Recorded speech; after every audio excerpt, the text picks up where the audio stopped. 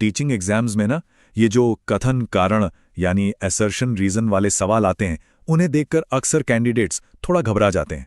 लेकिन सच बताऊं, ये सवाल मुश्किल हैं ही नहीं, बल्कि सही स्ट्रैटेजी के साथ ये एक बहुत बड़ा स्कोरिंग मौका बन सकते हैं। तो सवाल यही उठता है कि क्या हमें इनसे डरना चाहिए या फिर इन्हें हल करने का वो तरीका सीख लेना चाहिए जिससे पूरे नंबर मिले। चलिए आज इसमें थोड़ा गहराई से उतरते हैं और इस पहेली को हमेशा हमेशा के लिए सुलझा देते हैं। आज हम इन 6 पड़ावों से होकर गुजरेंगे। सबसे पहले इस सवाल के स्ट्रक्चर को समझेंगे, फिर एक बहुत ही जबरदस्त ट्रिक सीखेंगे, उसे असली उदाहरणों पर लगाकर देखेंगे, आम गलतियों से बचना सीखेंगे और आखिर में इसे एक टीचर की सोच से जोड़ेंगे।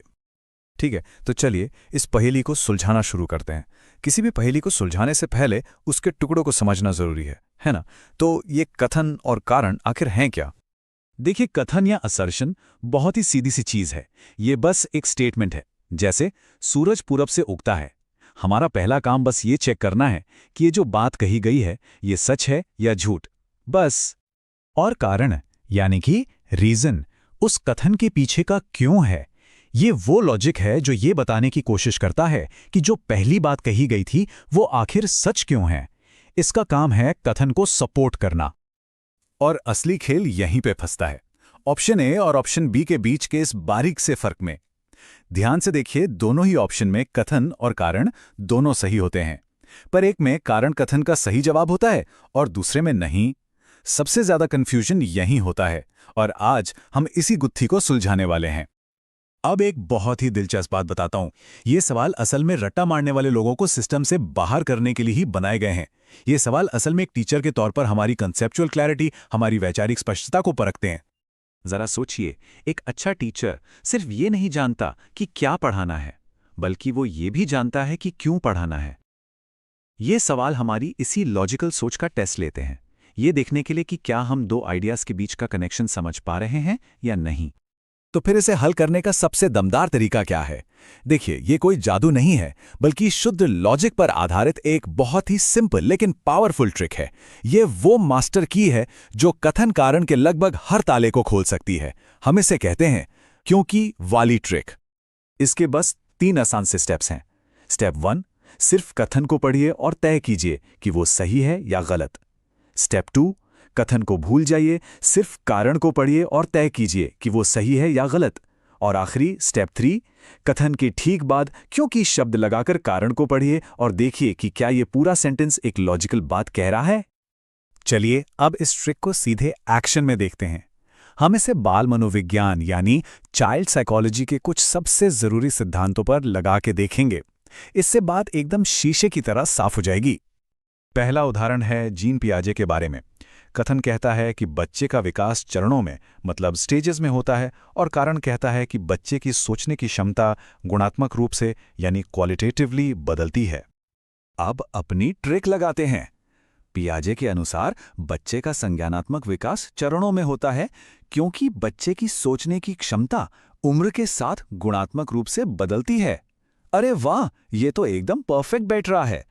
गुणात्मक बदलाव का मतलब सिर्फ ये नहीं है कि बच्चा ज्यादा जानने लगा है, इसका मतलब है कि उसके सोचने का पूरा तरीका ही बदल गया है।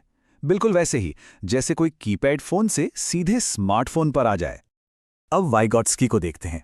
यहां कथन है कि सीखने का आधार सोशल इंटरैक्शन है और कारण कहता है कि सीखना पहले समाज में होता है और फिर बच्चे के अंदर आता है। चलिए इन्हें भी जोड़ते हैं।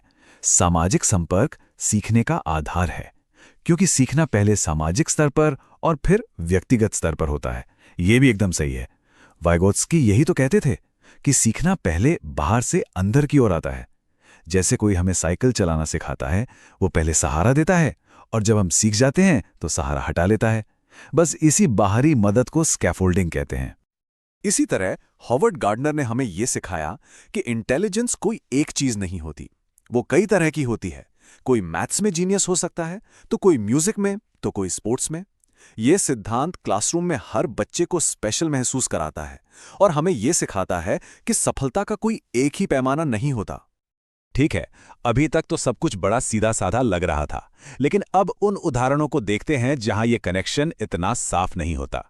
यहीं पर असल में हमें उन गलतियों को पहचानना सीखना है। अब लॉरेंस कोलबर्ग के उदाहरण को देखिए। कथन एकदम सही है, उन्होंने नैतिक विकास के चरण दिए थे, लेकिन जरा कारण को देखिए। उसमें एक शब्द है जो एक रेड फ्लैग है, एक खतरे की घंटी है। वो शब्द है केवल। क्या नैतिक विकास सिर्फ दिमागी परिपक्वता पर निर्भर करता है?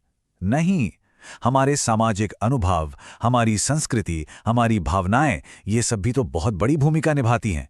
तो यहां पर क्या हुआ? कथन भी सही है और कारण भी कुछ हद तक सही है, लेकिन वो पूरी व्याख्या नहीं है। ये ऑप्शन बी का एक क्लासिक केस है। अब एक और उदाहरण देखिए, प्रकृति बनाम पोषण का। कथन कहता है कि विकास में वंशानुक्रम और पर्यावरण दोनों की भूमिका है। ये बात तो बिल्कुल सच है, लेकिन कारण कहता है कि इसके लिए सिर्फ पर्यावरण जिम्मेदार है। यहां तो मामला एकदम साफ है, कारण ही सरासर गलत है। हम सब जानते हैं कि विकास इन दोनों की आपसी क्रिया का नतीजा है।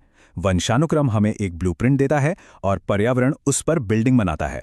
तो यहां जवाब बहुत सीधा है, कथन सही है लेकिन कारण गलत है।